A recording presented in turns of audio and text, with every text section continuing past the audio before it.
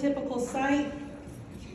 I am the oldest of 6 children. We are all high achievers, highly intelligent. We were put on a path of success. For me, my path included being a wife, a mother, and a doctor. Nothing about blindness or visual impairment is in that path, is there?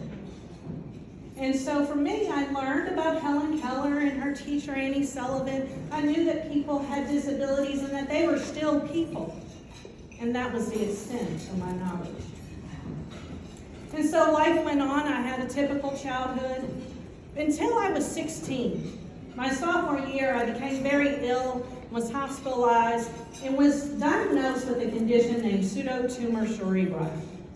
For those who are fans of Latin, that means false tumors of the head. My body and my brain aren't in agreement that there is not a tumor in my head. It's kind of a problem when they don't connect. But again, after a year of treatment, I went on with my life. There was never any mention of blindness or visual impairment. So I graduated 4th in my high school class, got a full scholarship to St. Louis University, and I began that path of wife and mother and doctor. I was a full scholarship, St. Louis University pre-med, and I was starting my journey. Everything was fine until I turned 19. At 19, I became very ill again and had to come back home to Memphis for medical treatment. And the odd thing was, when they came into the exam room, I asked them, why did we not turn on the lights in the exam room? Now, being pre-med, I knew that normally we did medical exams in light. Okay, so I thought it was a little odd that we were doing this one in the dark, and they said, the lights are on. I said, no, they're not. And that began a panic. I was eventually rushed into surgery for both my eyes, and the lumbar shunt was placed. Again, nothing about blindness or visual impairment. I put on my glasses when they released me from the hospital. I went on about my life.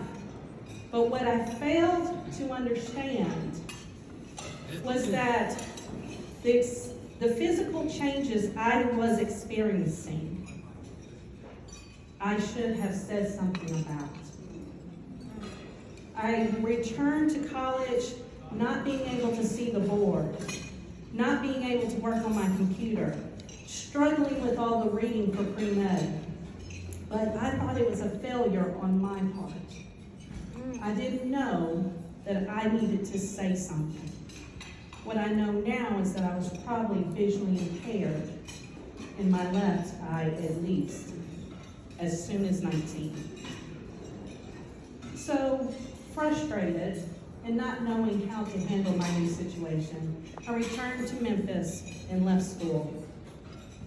I decided to work on my path of wife and mother and doctor in a different direction. So I came home, I got married, I started a family, and I started working at MCI, and I did event planning for them and planned events like this evening tonight, and their employee recognition and employee engagement and public relations, and I loved it. Then they closed. So I decided, hey, it is time for me to go back to my pre-med background and get back on that path of doctor. I took a position at Walgreens and became a pharmacy technician and loved it. Worked my way up through the stores from pharmacy tech to senior tech to traveling tech, and eventually landed in the district office as the district pharmacy training coordinator. I hired and trained pharmacy staff for 30 stores in 6 different cities. I really found something that I enjoyed. So that doctor of medicine was now changing to doctor of pharmacology, which I didn't think was bad. It still put me on the path, right? And so I decided that it was time to step down out of the district office, start teaching pharmacy tech, and start school to finish the prereqs I needed for pharmacy school. At the same time, I had a 7-year-old, a 6-year-old, and was expecting our 3rd child. We were in the process of buying a house. I really did not have time for anything else on my schedule. but then the headache started. And so I went to my doctor, and they said, oh, you have postpartum depression. Here we are, we had a brand new baby. We were happy, we were buying a house, I was going to school, I was back on the path, everything was good. I didn't understand I was depressed. And I thought, well, maybe that's the problem. So I kept going back to the hospital because things were happening that did not match depression, but that's what the doctor kept telling me. So after 3 trips to the emergency room within a 2-week period, I decided I needed help. So I took myself to the Behavioral Health Hospital in Memphis. And I said, here I am. And they said, Ms. Jones, you're not depressed. I said, yes.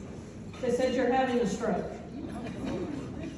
I was 29 years old, and as they loaded me into the ambulance to go back to a hospital that had already told me that I was only depressed 3 times. I was slurring my words so bad, but I kept saying them out loud because I told the paramedic I needed to keep hearing my voice so that I knew that I was still alive. And so they took me back to the hospital. Now, I don't know about hospitals in Cincinnati, but in Memphis we don't like frequent visits. Okay, we get a little ticky when that happens. And so when I got there, I had already been there 3 times in a 2-week period. And the nurse was so rude to me. There's no other way to put it. And so, as she left my gurney in the hallway, she went to step away from me. And I saw her move forward, and she stopped. And she tried to go to the left, like something was in her path, okay? And she was trying to go around it. She went to the right, and then she turned around and came back to me and said, God told me to pray for you. Now, I don't know about you all, but the person who's just been rude to me is not the first one I'm going to choose to pray for. I know I should be appreciative, but I wasn't, okay? I have some flaws here, okay? And so, but when she prayed, and I didn't know this woman, I knew everything was going to be okay. Yeah.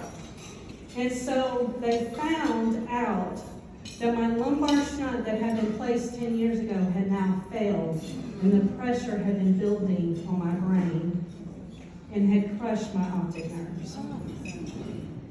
They rushed me into surgery. There's several parts of it I no longer remember because I was so in and out of it. Went to surgery, came out, they go to take the bandages off my eyes.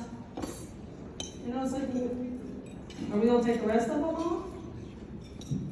They're like, they're all off, Miss Jones. I said, no, they're not because I can't see. And everyone got very still. And I didn't think this was going to go well. Test and everything, and then finally the doctor came back to speak to me and he said, Miss Jones, you are blind. Wow. And I said, well, what does that mean?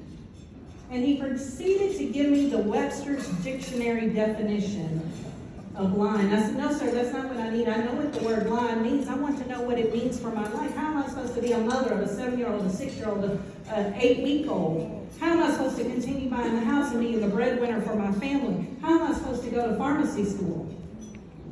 And he said, call the Lions Club. So I was released from the hospital with one instruction. And I got home and I did my one instruction, and the lady was so sweet. She said, Miss Jones, we don't help the blind, we just work on cataract surgeries. And so my one opportunity was now gone. Now I will say about Lions, since I am a Lions, that is not exactly true. The Lions do amazing work all throughout our country. And sometimes different clubs do have different agendas or different objectives. This particular one they did cataract surgery, so they couldn't help me. And so that began my life as a blind and visually impaired person. Nobody knew what to do with me. My husband dressed me in my suits every day. I learned that was not a good thing, but that's a whole other subject. Okay, he dressed me in my suits every day, and I did not want to sit on the couch with the baby because I couldn't see her. What if she moved and I didn't see it and she fell? So I laid a blanket out on the floor, and he took me to his parents' house, and I sat on the floor all day, and my entire existence was to talk to the baby all day because that was all I had. She was my very best friend. She's 16 now. She's not always my very best friend. Another story, okay? So that was the extent of my life. I had gone from being this woman who was doing things in district offices and planning things and running things to a blanket on the floor with a baby. All because I had received a medical diagnosis of blindness. So it took 3 months for me to lose my mind. And so I decided that I needed help. So I got my friend girl to look in the phone book. We had these things called phone books. It was this yellow pages. We didn't do Google back then. It was 2006, not yet. And so she looked up, we thought we had a good plan. We looked up the word blind in the phone book. It seemed logical. We found this place called Blind USA. I said, oh, this is great. It's a national thing. All the blind people are right there together. Wonderful. I called the woman. I'm crying. I explained to her I need these services. And she says, ma'am, we're a window treatment company. I can't even begin to make this stuff up. She said, I'm like, what? She said, we missed the S. Okay, so she said, but do you want the number for the rehabilitation facility in Memphis? And I'm like, how do you have it? We need to work on your marketing. But that was another problem I couldn't solve at the time. And so she gave me the number to Clovernook Center for the Blind and Visually Impaired in Memphis. Anyone ever heard of it? And so there, I started taking these classes. The first one was Activities of Daily Living.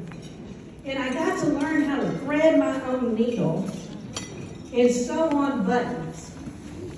And I proceeded to sew every button in my house.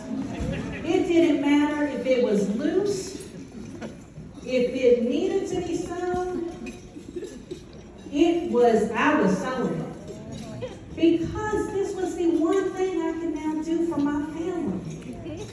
And I held on to that one thing until I learned to do something else, and something else, and something else.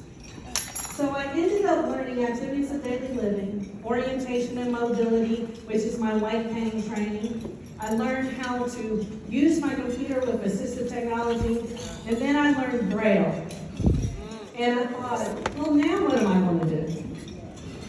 But because of job development and job placement services with Clovernook, someone in Mississippi was looking for a Braille instructor and an assistive technology instructor, and they said, hey, we got one.